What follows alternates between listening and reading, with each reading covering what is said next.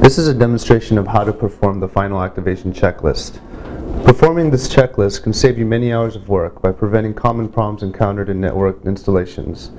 Typically, even if each cable checks out with a Cat5 cable tester, it is possible for the entire cable structure to become problematic. The tools that we need for this test are a multimeter, a bus checker card and a data power jumper, and 2 terminators. For the purpose of this demonstration, we'll be using the demo system that you see here. Let's go over how the system is daisy-chained. Every device will have 2 RJ45 sockets, and the system is connected in a daisy-chained fashion.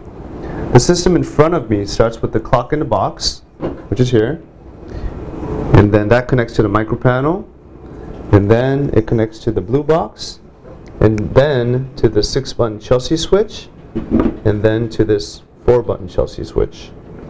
In this case, the clock in the box and this 4-button Chelsea switch are your end devices, and it starts with the clock in the box and it ends with the 4-button Chelsea switch. Before performing the final activation checklist, ensure that the entire system is powered down. We can simply verify by measuring voltage on each panel that has a transformer, or by plugging in the bus checker card on one end of the bus and measure voltage across ground and plus 12. Performing the checklist on a powered system may damage some components as well as give you faulty readings. The first test we are going to perform is the continuity test. The purpose of this test is to verify the total length of the bus, as well as to ensure that there's full continuity from the first device all the way to the last device. The first step is to plug in the data power jumper into the last device.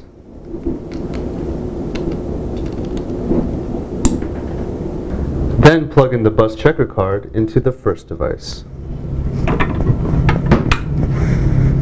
Set your multimeter to the 200 ohm or equivalent range and measure resistance across the following terminals on the bus checker card.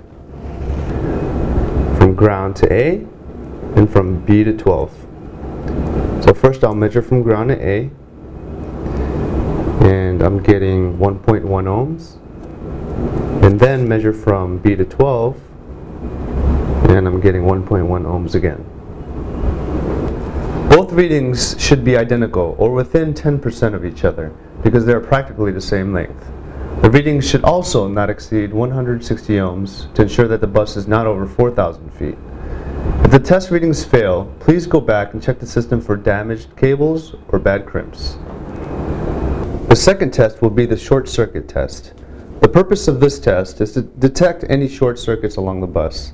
Please use the 1K ohm or equivalent range setting on your multimeter. First, remove the data power jumper from the last device. Then go back to the bus checker card and measure resistance across all combination of inputs. Measure from ground to A, and then measure from ground to B, and then from ground to 12, and then from A to B,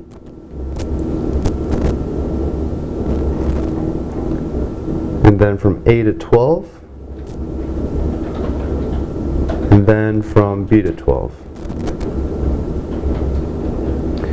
All of my readings were greater than 1K ohms, which means I don't have a short on the system. If the test readings fail, please go back and check the system for damaged cables or bad crimps. Once the problem is corrected, we'll need to start back from the continuity test. The third test will be the earth ground test. The purpose of this test is to ensure that there are no pathways to earth ground. The LCND system requires an isolated low voltage ground. We can use the back plate on any panel or any metal conduit that is grounded for this test. Measure resistance across the ground terminal to the earth ground,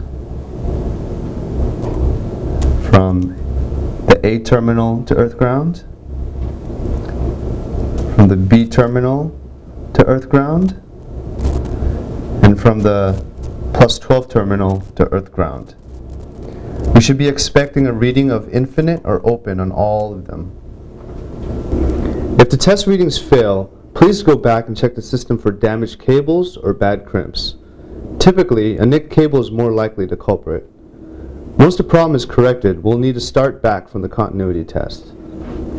After all 3 tests have passed, the very last test is the Terminator test. Ensuring that the bus is properly terminated is critical because it will ensure system stability. Every device will have a 2-pin terminal where the terminator can be plugged in. Only the first and last device should be terminated.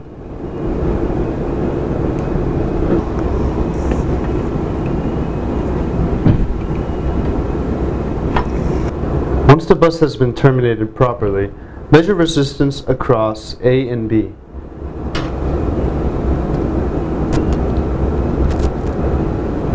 This reading should be between 60 to 90 ohms. If the test readings fail, please go back and check every device if there's a missing or extra terminator on the bus. Once the test has been completed, we may power up the system to complete the startup and commissioning process. You may now call our technical support group at 1-800-345-4448 to submit your results. We have technicians available 24/7 to provide assistance.